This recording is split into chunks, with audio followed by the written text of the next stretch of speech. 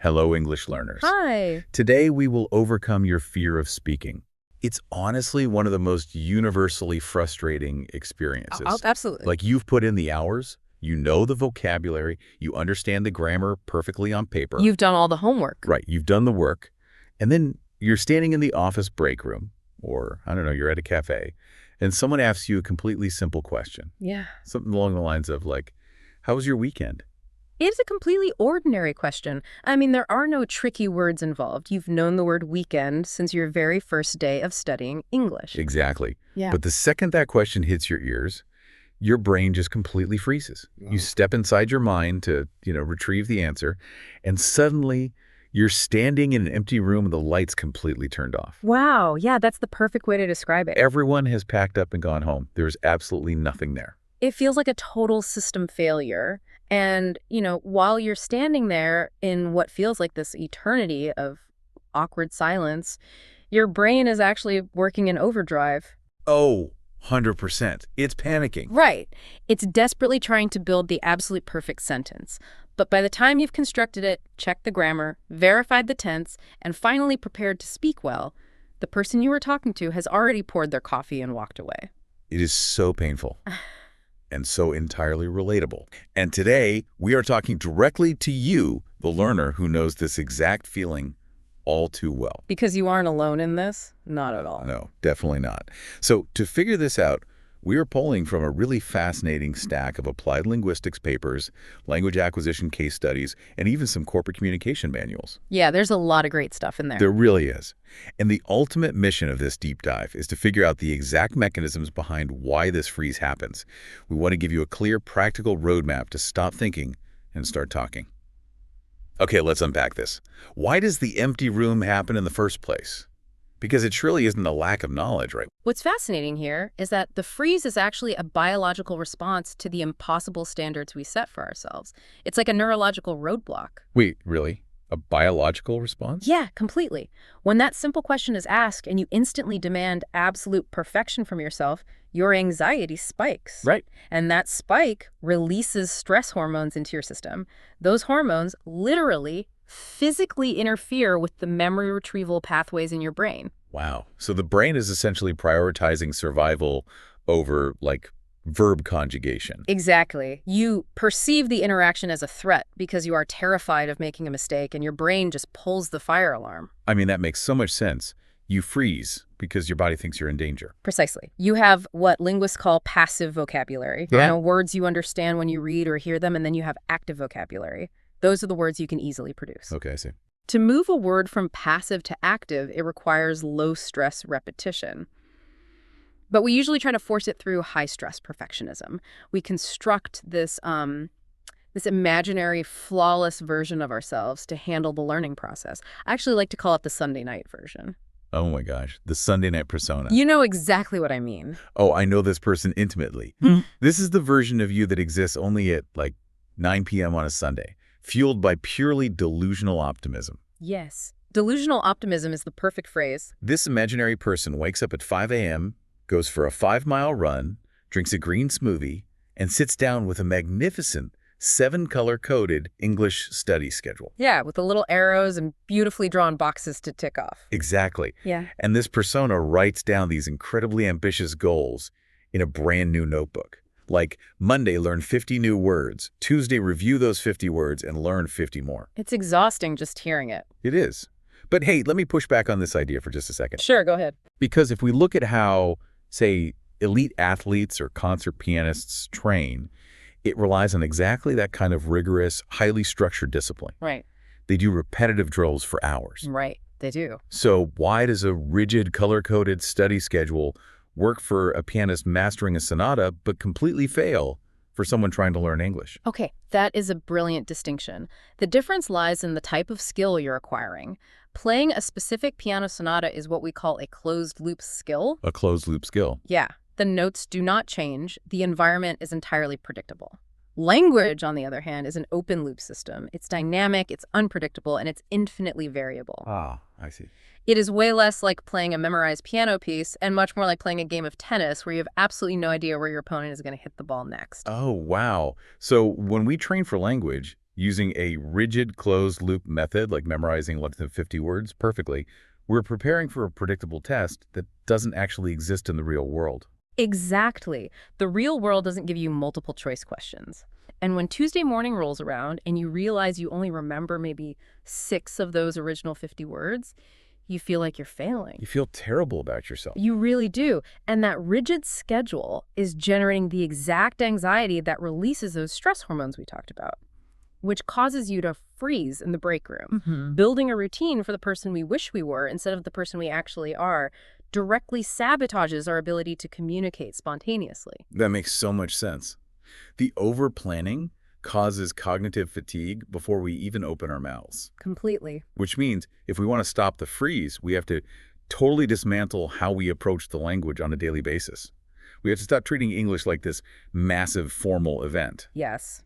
The event habit is one of the most common pitfalls we found in all the acquisition case studies. We've used studying as a performance. Oh, the pre-study routine. It's hilarious in hindsight, Yep. but it's so damaging. Walk me through it. Okay, so you decide it's time to study. So you have to sit down at the perfect desk. You get the specific notebook. You search for the exact right video to watch. You open a dictionary app. You adjust your chair. You go get a glass of water. Yep. And 15 minutes later. 15 minutes later, you have expended so much decision-making energy that you are completely exhausted and you haven't processed a single word of English yet. You've depleted all your cognitive resources just on the setup. And when you finally do press play on that video, that same perfectionist mindset drags you into what researchers call the archaeology trap. The archaeology trap. That sounds, well, it sounds like digging. It's the urge to dig up every single bone. You take a normal, enjoyable 10-minute video and you turn it into a grueling 3-hour excavation project. Oh, I've done this. You pause it every 4 seconds to dig up an unknown word. You check the translation, you write it down, you rewind, you press play, and then immediately pause again. It completely ruins the rhythm and the joy of listening, honestly, simply because you're obsessed with understanding 100% of the words.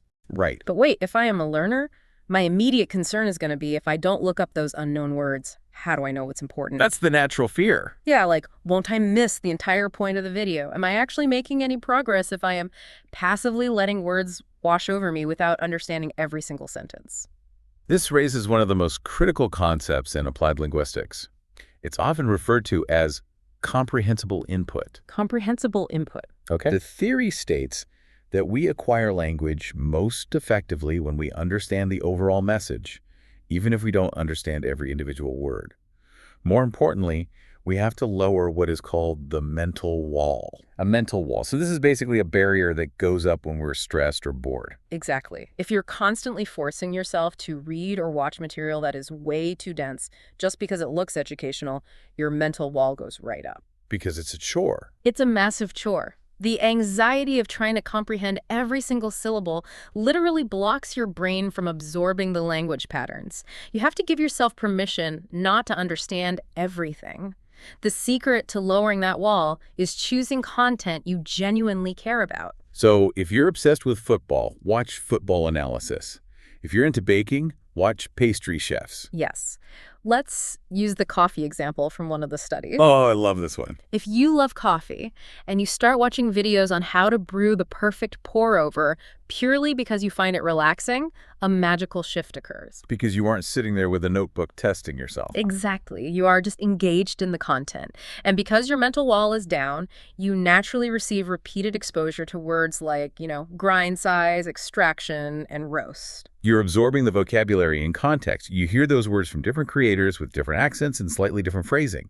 The brain starts to map the meaning naturally because the pressure of an impending exam is gone. You're living in the language rather than dissecting it, which beautifully solves the problem of how we take in information.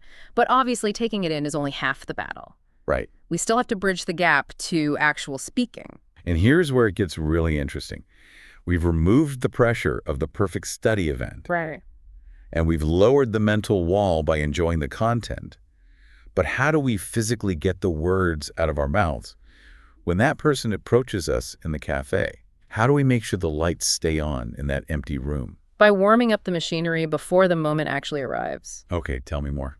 Well, we expect our brains to shift from silence to fluent English in a millisecond. That's a huge jump. If you know you have a phone call in 10 minutes or a casual catch-up at work, say your opening line out loud a couple of times before you enter the room. Oh, so you're literally getting your vocal cords in your brain used to the physical act of producing English, so it doesn't feel like a shock to the system when the real conversation starts.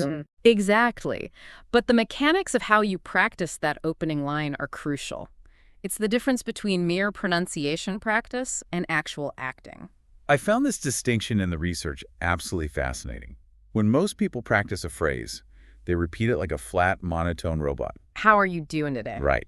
But the research suggests we have to copy the rhythm, the stress, and the genuine emotion of a native speaker. If we look at the neurobiology of memory, emotion is the absolute strongest glue we have. When you tie a physical emotion to a phrase, the emotion center of your brain signals your memory pathways that this piece of information is vital for your interaction with the world. So if you're learning the phrase, you've got to be kidding me, you shouldn't just whisper it quietly while staring blankly at a screen. Definitely not. You need to say it with actual, palpable shock. Like, throw your hands up, roll your eyes, give this sentence a physical life. Yes, because by doing that, you are tricking your brain into filing it under real-world survival instead of textbook memorization. Oh, it's brilliant. It creates a robust associative memory. Think of human memory like a spider web. Okay, it's spiderweb. If you learn a word on a sterile flashcard, it is held up by a single string. If you get nervous and that one string breaks, the word falls into the abyss, hence the empty room. Right. But if you attach a word to an emotion, a physical gesture, and a specific context, it is held up by 10 different strings. If one breaks, the others hold it in place. Words need a home in your physical reality to survive. Let's ground this for the listener. Walk me through a concrete example of giving a phrase a home in that spiderweb. Well, the linguistic studies provide a brilliant framework using a very common, very tricky phrasal verb, get around to. Oh, get around to. Yeah, that's a tough one for learners. Right, as in, I haven't got around to doing that yet. Right. If you just write the native language translation next to it in a notebook, the associative link is incredibly weak. To make it strong, you connect it to your actual messy reality. For instance, connecting it to that one specific drawer in your house. Oh, we all have the drawer. It's a universal human constant. It really is. The messy drawer filled with obsolete phone chargers, dead AA batteries, faded grocery receipts, and that one mysterious brass key that belongs to absolutely nothing but you are terrified to throw away. I know exactly where that drawer is in my kitchen right now. I'm picturing it. Exactly. So you stand in your kitchen, you look directly at that specific drawer, and you say out loud, I really haven't got around to cleaning that drawer. Wow. The second you connect the abstract English phrase to the physical, slightly stressful reality of your own life, you have spun multiple strings on that web. That is so clever. So the next time you're at work and need to express that you've deleted a project, your brain doesn't search an empty void. It instantly accesses the feeling of the messy drawer, and the phrase get around to is sitting right there waiting for you. That's exactly how it works. That is profound. Yeah. It shifts the language from belonging to the textbook to belonging to you. It becomes your personal tool. But, to build these associative webs consistently, we really have to talk about time. We do. Because cognitive fatigue often stems from the overwhelming belief that we need hours of uninterrupted focus to make any progress. If we connect this to the bigger picture, we realize a hard truth. The magical, hidden extra hour in the day does not exist. We're all busy. We cannot wait for optimal conditions. Instead, we have to rely on what the researchers call pocket time. Pocket time. It's such a freeing concept. Think of your daily time like loose coins in your pocket. You don't need a massive, heavy gold bar of an hour to become fluent. You just need to collect the small coins. Like the 5 minutes you spend waiting for the bus. Exactly. Or the 10 minutes you spend waiting for pasta water to boil. The 7 minutes you spend folding laundry. If you use those micro pockets of time to listen to a deep dive like this one, or mentally connect a new phrase to an object in your house, those coins rapidly add up to a fortune. And I think this is a really significant hurdle, you have to actively defend those coins from time thieves. Oh, the time thieves. Because the modern digital environment is explicitly engineered to steal that pocket time. The smartphone is the ultimate time thief, largely because it preys on our good intentions. Yes. You experience this all the time. You tell yourself, okay, I have 5 minutes before this meeting starts. I'm going to open YouTube and quickly watch a video on English pronunciation. Yep, we've all been there. You open the app, the algorithm takes over, and somehow 20 minutes later, You are deeply emotionally invested in a video of a man silently restoring a badly damaged antique wooden chair in a forest. You have completely lost the cognitive thread of your day. Entirely. I mean, the chair looks beautiful, but your English hasn't improved, and now you're late for your meeting. So to combat cognitive fatigue and time thieves, we need systems that accommodate our actual reality. Which brings up one of the most effective strategies from the behavioral case studies, creating a tired version of your daily routine. A tired version. It acts as a vital psychological safety net. When we plan, we always plan for our absolute best day, the Sunday night persona. But life is rarely the Sunday night persona. Yeah. What happens on a Tuesday when you work late, it's raining out, your train was delayed, and you're just exhausted. Right.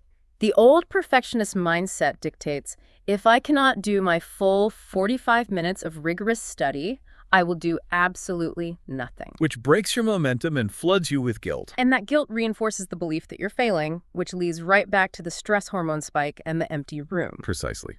So instead of an all-or-nothing approach, you establish a baseline. You have a normal version and a tired version. I love this strategy. Your normal version might be 20 minutes of active listening. Your tired version? Just 5 minutes. Your normal version might be reading an entire article. Your tired version, reading a single paragraph. Or even just standing at the bathroom mirror and saying 3 English sentences out loud while you brush your teeth. Exactly. You do not break the habit. You just scale the intensity down. You give yourself grace. And giving yourself grace extends to the final and perhaps most difficult piece of the puzzle. Which is? Managing the inevitable errors when you finally do speak. The corporate communication manuals we reviewed offer some really fascinating insights into why mistakes terrify us, particularly in a professional setting. Oh, for sure. In a workplace, making a grammatical error in a second language feels like a massive blow to your professional competence. We view it as a loss of status. When a learner uses the wrong word or, completely mangles a verb tense in front of a colleague, their instinct is often to overcompensate. Oh, the panicked over-explanation. Yes. They launch into a 10-minute panic defense, over-explaining why they chose that word, apologizing profusely, and drawing massive attention to the error. Which honestly just makes the interaction awkward for everyone involved. It really does. Because the over-explaining signals insecurity. It signals low status and a lack of control. Confident communicators, according to the corporate data, handle errors with incredible brevity. They do something radically simple. What do? They just say, my mistake. They supply the correct word, and they instantly move the conversation forward. My mistake. That takes exactly 2 seconds. 2 seconds. And it completely neutralizes the tension. You are subtly signaling to the other person, yes, I made a minor linguistic error, but it does not diminish my expertise, and I am still entirely in control of this interaction. That is so powerful. But to reach that level of bulletproof confidence, you have to fiercely protect your early progress. Which brings us to a metaphor from the coaching manuals that I think perfectly encapsulates the journey. When you are just starting to actively speak, when you're finally trying to push through the freeze, your confidence isn't a roaring bonfire yet. No, not at all. It is a tiny, fragile little campfire. It is incredibly vulnerable to the elements. If you build it quietly, shield it from the wind, and feed it small, consistent pieces of wood like those micro pockets of time and low-stakes practice, it will eventually grow strong enough to withstand anything. But what happens when the Sunday night persona takes over? And you proudly announce to all your friends and coworkers, I'm going to speak flawless English by next month. Well, you invite a crowd to gather around your fragile fire, and inevitably, people will start throwing their unsolicited opinions into the flames. Oh, people love to share their own anxieties. They really do. They'll say things like, oh, my cousin tried learning English at your age and completely gave up. Or, are you sure you have the time for that with your job? Or even, your accent still sounds a little heavy. Ugh. Every single one of those comments acts like a wet log thrown directly onto your tiny campfire. A wet log. It creates smoke, it suffocates the heat, and it just smothers your motivation. The underlying mechanism here is that your associative links aren't strong enough yet to survive social friction. Right. When you are actively trying to overcome the fear of speaking, keep your goals entirely private. Don't waste your cognitive energy talking about speaking. Focus entirely on the private action of actually speaking. Build the momentum in secret. Yes. Oh. And let the results announce themselves only when your fire is massive enough to burn up those wet logs without a second thought. So what does this all mean for you, the learner? It means it is time to fundamentally shift your paradigm. Let's go of the heavy, completely empty notebooks. Let go of the terrifying 7-color study schedules that only serve to spike your stress levels. Give yourself permission to abandon the antique chair YouTube videos without guilt. Yes. And most importantly, let go of the fear of the empty room. You do not have to be the flawless, perfectly prepared learner. Nobody is. Stop treating English like a high-stakes performance. Just let the language live naturally in your pocket time, let it weave its way into your messy drawers, and let it survive gently on your tired days. And, as we wrap up this deep dive, I want to leave you with a final, slightly philosophical thought that emerged from reading between the lines of these acquisition studies. I'd love to hear it. It's about the profound connection between language and identity. We often convince ourselves that we aren't speaking yet because we are simply being disciplined. Right. We tell ourselves we are waiting until our grammar is impeccable, or until we've memorized a few hundred more words so we can present our true professional selves to the world. Exactly. We call it preparation. But sometimes silence isn't discipline at all. Sometimes silence is just fear with better branding. Wow. And by refusing to speak until you are perfect, you have to ask yourself, are you actually just preventing a slightly messier but entirely new version of yourself from existing? Man. Denying a second self from being born just because you are afraid of a few grammatical errors, that is a truly powerful lens to view this through. It really changes everything. It does. So as you go about the rest of your day, don't wait for the perfect moment or the perfect vocabulary. Yeah. What is one single sentence you are going to say out loud right now, even if you're just standing by yourself in an empty room to prove that the lights are finally back on? That's it for today. We'll catch you on the next lesson.